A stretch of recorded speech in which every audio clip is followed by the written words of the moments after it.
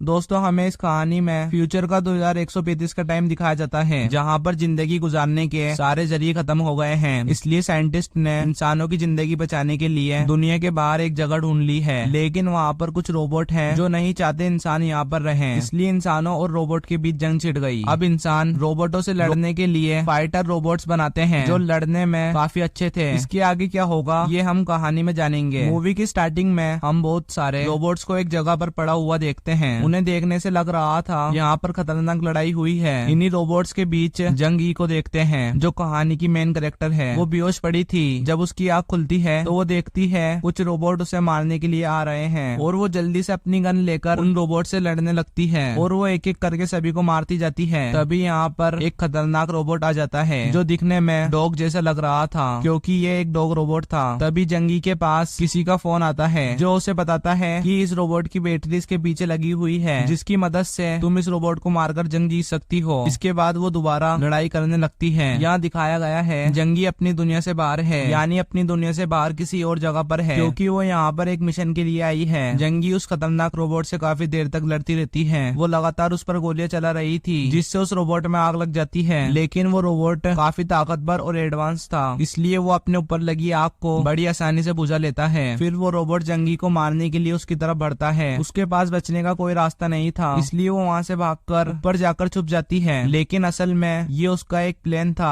Robot को अपने जाल में फंसाने का। जैसे ही रोबोट उसको देखता है और गोली चलाता है तो वो गोली सीधा जाकर गैस टैंक पर लगती है, जिससे वहाँ पर काफी बड़ा धमाका हो जाता है और ऐसा होने से बहुत सारे पत्थर उस रोबोट पर आकर गिरते हैं। इस मौके का फायदा उठाते हुए जंगी उस रोबोट पर अपनी गन पॉइंट कर लेती है और गोली मारने ही वाली थी। तभी उसकी नजर एक गुड़िया पर पड़ती है और उसका ध्यान भटक जाता है। तभी रोबोट उसे गोली मार देता है, जिसमें जंगी की 2 उंगलियां तोड़कर अलग हो जाती है। तभी वो अपनी उंगलियां देख ही रही थी, लेकिन वो रुक जाती है। यहाँ पर हमें पता चलता है जंगी भी कोई इंसान नहीं है, बल्कि वो जंगी का एक फाइटर रोबोट है जिसे लैब में टेस्ट किया जा रहा था। तभी वहाँ पर कुछ साइंटिस्ट आकर कहते हैं जंगी हमेशा यहाँ पर आकर रुक जाती है, मतलब वो इससे आगे लड़ाई नहीं कर पाती और लड़ाई में हार जाती है, और उनको ये नहीं पता ऐसा क्यों होता है। तभी यहाँ पर इस टीम की लीडर आती है और कहती है कि आज कुछ आर्मी ऑफिसर आ रहे हैं, इसलिए आज काम को यहीं रोक देते हैं। इसके बाद वो जंगी रोबोट को अपने साथ चलाकर ले जाते हैं। वो उसे अपने साथ इंटरव्यू वाले कमरे में लेकर आए थे, जहाँ पर उसके शरीर के सारे हिस्से अलग कर दिए थे और बस ऊपर वाला हिस्सा ही रखा गया था। यहाँ पर हम लैब के डायरेक्टर को भी देखते हैं जो आर्मी ऑफिसर्स को प्रेजेंटेशन देने के लिए तैयारी कर रहा था। वो टीम के लीडर से काफी बड़ी बड़ी बातें करता है कि मैं काफी अच्छी प्रेजेंटेशन देता हूँ और तुम देखना मैं उन सबको हैरान कर दूंगा। लेकिन जब ऑफिसर्स यहाँ पर आते हैं तो उनके सामने उसकी बोलती बंद हो जाती है, लेकिन वो फिर भी कोशिश करता है अच्छी प्रेजेंटेशन देने की, जिसमें वो कहता है इस साल 2135 में जमीन पर जिंदगी गुजारने के सारे जरिए खत्म हो गए हैं, इसलिए यहाँ पर जिंदगी गुजारना नामुमकिन है। इसलिए साइंटिस्ट ने इंसानों को बचाने के लिए आसमान में एक जगह बनाई थी, लेकिन वहाँ पर कुछ रोबोट थे जो वहीं पर रहते थे, लेकिन वो रोबोट नहीं चाहते थे इंसान यहाँ पर रहे और यहाँ के रिसोर्सेज को खत्म कर दें। इसलिए इंसानों और रोबोट के बीच एक जंग छिड़ गई और इस जंग का नाम है एड्रियन वॉर। अब उन रोबोट से लड़ने के लिए ये लैब में फाइटर रोबोट बनाना शुरू कर दिए। यहाँ पर ये भी बताया जाता है ये जंग अभी नहीं बल्कि कई साल पहले से हो रही है और इस एड्रियन वॉर में कोरिया की तरफ से एक बहुत अच्छी फाइटर थी, उसने काफी लड़ाइयाँ भी जीती थी, लेकिन एक लड़ाई में वो काफी घायल हो गई थी, इस वजह से वो कोमा में चली गई। इसके बाद लैब ने उसके दिमाग का सारा डेटा निकाल कर उसके जैसा ही एक फाइटर रोबोट बनाया जो हमने अभी देखा था और इस प्रोजेक्ट का नाम जंगी रखा गया। तभी आर्मी ऑफिसर इन्हें बताते हैं अगर जंगी अपना आखिरी मिशन पूरा कर लेती है यानी कोमा में जाने से पहले वाला, तो ये एड्रियन वॉर कई साल पहले ही खत्म हो जाती। लेकिन वॉर खत्म नहीं हुई, इसलिए वो अभी तक चली आ रही है। और वो ये भी कहते हैं जंगी रोबोट अभी लड़ाई कैसे कर सकती है, क्योंकि वो अपने टेस्ट से बाहर नहीं आ रही है। उसका टेस्ट ऐसा था उसे प्रैक्टिस कराने के लिए सारा माहौल वैसा ही बनाकर दिया जाता है जैसा एक जंग में होता है, लेकिन वो इस टेस्ट को भी पास नहीं कर पाती। अब प्रेजेंटेशन के बाद हम डायरेक्टर को देखते हैं जो काफी खुश था। वो अपने लीडर को कहता है प्रेजेंटेशन काफी अच्छी रही और अगर आर्मी ऑफिसर्स को हमारी ये फाइटर रोबोट पसंद आ गई और उन्होंने टेस्ट पास कर लिए तो आर्मी हमें ग्रीन सिग्नल दे देगी, मतलब वो इस रोबोट को जंग में भी शामिल कर लेंगे और आर्मी में ले लेंगे। फिर लीडर उसे बताती है ये प्रोजेक्ट प्रेसिडेंट की इजाजत से शुरू किया गया है जो आज हमारी लैब में आने वाले हैं। जिसके बाद लीडर एक रोबोट का इंटरव्यू लेने के लिए चली जाती है। वो रोबोट बिल्कुल जंगी की तरह ही कर रही थी क्योंकि उसके दिमाग में जंगी का ही डेटा डाला था। फिर उस रोबोट का दिमाग निकाल के उसको तोड़ दिया जाता है। अब लीडर अपने साथ काम करने वाले एक शख्स को चौंकाने वाली जानकारी देती है असल में जंगी मेरी मॉम थी, वो मेरी ही वजह से